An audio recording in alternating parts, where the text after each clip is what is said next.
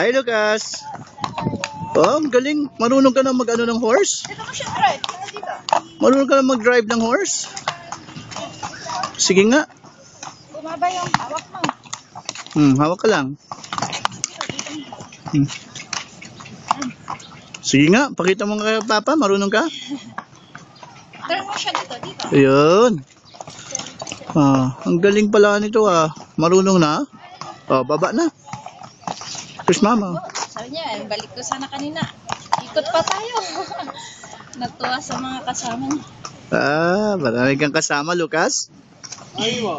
More pa. More pa? Uwing na, Lucas. Hindi Oh. wanay na ng more pa. Pagod na si ate. Hindi Wanay. tayo makakauwi sa Capri niyan. Wanay.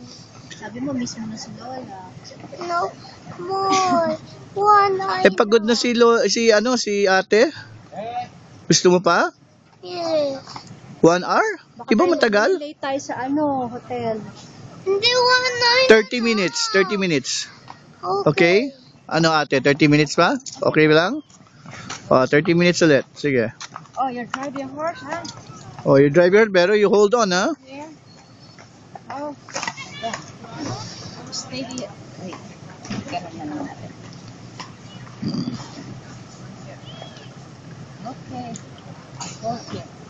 There, you drive it here. You turn it here. No. Here. Here. You turn it here. More. Like that. Okay. Okay. Hold on, Lucas. There na lang. Lalo na siya magpa-turn. You listen to ate, Lucas, ha? Kaya mo? Okay lang siya, same horse. Ikaw natututo siya dun sa ate. Siya nagda-drive Nung umakit nga dito, siya nagda-drive. Talaga? Nakasunod, nakatabi lang yung ate sa kanya.